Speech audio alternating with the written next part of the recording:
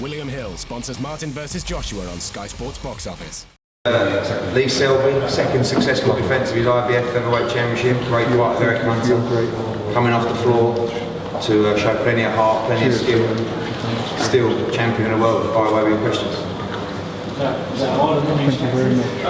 No, I knew he was a very good fighter. I think the British public might have underestimated him, but I did my research. I knew he was a good fighter. Coming out of Philadelphia, he come from a good gym, Danny Garcia's gym, so he was well scored. It was the fight I expected. What do you remember that left hook? Pardon? What do you remember about the left hook? What left hook? I was embarrassed more than anything. And to be honest, in the dressing room I didn't really get enough time to warm up. They called us to go, we had to go as soon as I got my gloves on. But he caught me with a good shot. I watched it back. I was sort of in a clinch as I fall back, doing it the wrong way. Chris Santiago was teaching me. He clipped me. It was a good shot. I wasn't hurt at all. Bounced straight back up. Got on with the job. But I was more embarrassed than anything because I got pride over how tough I am and how good my chin is. So I was just embarrassed. That's the first time you've been down pro or amateur. Never, yeah. And the last hopefully. Down on the floor looking up, it's not a nice view, man. I don't want to see it again. What do you make of the way the sort of crowd reacted to you tonight? It seemed like they were more behind you. Yeah, they were behind me, yeah. Last time I boxed out, I was out in America. It was early hours in the morning over here, so they didn't really get to see me fight. So coming back here to the O2, I boxed many times before on the undercards of Joshua. I think I boxed when he had his debut, and now we both here fighting for world titles. It's good to be a part of it. Lee, what did you think the extent to which he was moaning? Who? Hunter. Throughout the fight, constantly moaning at the ref. He was a bit like the sport being after the fight is when he stormed off. I don't know. Do you gain any confidence in that when he's clearly kind of unraveling and the press constantly talking to him? Pardon? Do you gain any confidence with that? Yeah, because you could see he was being unsettled, and it was like throwing him off his game a bit. Who would you like to fight next? I'll fight anybody. I leave that to my team to sort out. Being a boxer, you got to be stupid to get in the ring. So I'm stupid enough to fight anybody.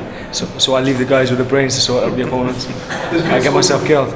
There's been talk of Frampton just calling your name out. Is that a fight like I said, I fight anybody. I fight Frampton next, whoever wants it. I just leave it with the team to sort out.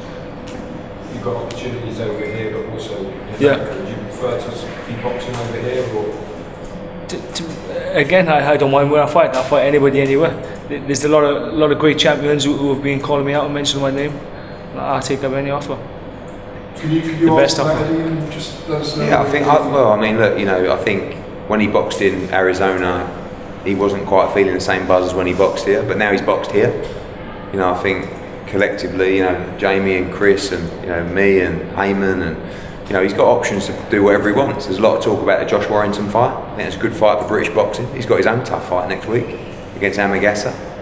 Carl Frampton's calling his name. You've got some great titleists there as well. Lomachenko, Gary Russell's fighting Patrick Hyland next week on the Stephen Smith card. So I think he's completely up to him and Chris and Jamie to which route they want to take. I think they've got 4 or 5 options. I think it's really down to where Lee sees himself, being based. If he wants to chase big fights in America, he's got that option. If he wants to go in Cardiff, I'd still like to see him go back to Cardiff personally. He's won the world title, and the reception he got down in Barry was great, and reception tonight was fantastic as well. People genuinely excited to see him box here again, and I think to do it in his hometown or close to would be nice. But the options for him are endless, and I think now he's had 2 defences of his belt, he's cleared the mandatory. He's in a great position. He can do whatever he wants. Given the history that you had with Frampton and Queen, how hard would that fight be? Pretty straightforward. I think their options are really quite limited at the moment. They're talking to Santa Cruz, but I can't see how the numbers are going to make sense for that fight. They've either got to fight Shingo Wake for the IBF. They've been stripped to the WBA title. I know he's tight at Super Bantam. Frampton against Lee Selby is a great fight. Like I said, Chris, what's your feeling about, obviously you you manage Lee and you make decisions as well. What are your feelings about the next move? Well, firstly, I'd just like to say it was a great learning fight. You know, we've all seen Lee Selby on top. Now everybody knows when things go wrong, he can still come through it. He went on the floor. Prior to this, he always told me, I kept telling him about what you have to do when you go on the floor. And he used to say, I'll never go down, I'll never go down. And I used to try and say to him, I said, listen, Muhammad Ali went on the floor. I said, if you get caught correctly, you're on the floor. I said, and you have to learn. And so he's just learning and growing in stature every fight. It was a great experience out in America. Again, things didn't go all his own way, and he learnt by it. Tonight, you know, he learnt again against a very tricky boxer, you know, very skillful. You know, he was a bit spoiled and he was quite an enigma, really, because he was a spoiled brat and had plenty of rabbit, but he was very tough as well, and he had a great chin, and he didn't give up. You know, so it's quite odd, you know, because normally, you know, when they're spoiled, when the going gets tough, they get going. But, you know, tonight, I think you've seen a lot of good things. And again, we're just keeping him going and improving. As regards who he's going to fight next, the problem is there are so many options. Naturally, with Carl Frampton, we're not going to have the problems like with Quigg and Frampton, because we get on very well with the McGuigans, you know. So we're not going to have that animosity, and as long as the numbers are right, then, you know, that's a big possibility. You know, Eddie's put forward Josh Warrington, so again, you know, that can happen. And in my eyes, I think maybe that could be the fight. I like the thought of going up to Leeds, Ellen Road, the animosity, and Lee Selby getting used to that again, you know, because there may mean we might have to go to Belfast. He's been to Belfast once before, but you know, next time with Frampton, I think that would be different. So going to Ellen Road, you know, is a big possibility.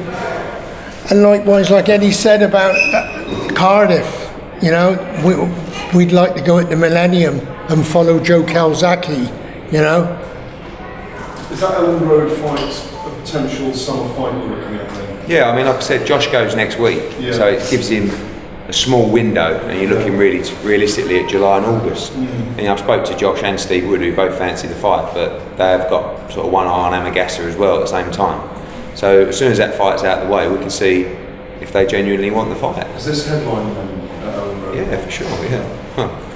Leeds United keen to... Yeah, very keen. I mean, look, Josh does good numbers, you know, and this is a different level. We're doing 8,000 or 9,000 at the FD Arena, but we're talking about 30,000, 40,000. But I feel like it's a kind of city, and, you know, that performance tonight from there, I felt like since the Gradovich win, you know, Lee's profile, because he boxed in America, hasn't been as big. Now he's bounced right back with a good performance in front of a big audience. Now his UK profile's bubbling, and it was on Showtime as well. In America, they chose his fight, so great news. He's really killed two birds with one stone tonight. He's kept bubbling in the US, and he's got his US profile bouncing, UK back. So again, if he fancies a little trip up to Leeds next week, we'll stick him on the other side, because they do like throwing punts, don't they? From that side. Does the timing of the Olympics have any bearing on whether you'll do a fight team? Yeah, for sure. 22nd?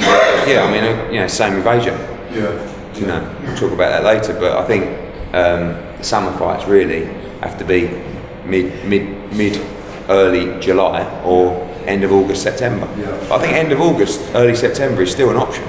But, you know, Lee's had 12 good rounds tonight. Hands look alright. Fine. But, you know, I'm good to go. I mean, he's only boxed twice in a year, so I'm sure he wants to get out summertime. Do you think, Chris, that Lee's abilities and what he's achieved is being underrated and understated in this country? I think I am, you know, especially with Montiel, you know, he was a 3 times former champion, you know, and he was as solid as a rock. And, you know, I just feel that people because of the way that he beat Brunker and beat Gradovic, it was as though, you know, that Lee Selby had the right to just go in and breeze through everybody. But, you know, that isn't the way. And, you know, it was hard graft against Montiel. It was hard graft tonight. And, you know, and it may be that Lee Selby has those sort of fights, that now that they will be hard graft. But likewise, he never, apart from when I suppose he was on the floor, he never looks like he's going to get beat. You know, he sort of wins by a country mile. Yeah, so, you know, we're just very pleased. Again, he's learning, and he's got to pull out with his chin down. Was that the trickiest fight? Probably not. I think the Montiel fight was a bit more trickier. He used his experience well. He was very good. Well, he was an elite fighter in his day. 3-time world champion. To be a world champion, you've got to be a good fighter. 2 times, you're a great fighter. You're elite if you win 3 world titles. So I think I agree with Chris. I didn't get the credit I deserve by beating them. William Hill sponsors Martin vs Joshua on Sky Sports Box Office.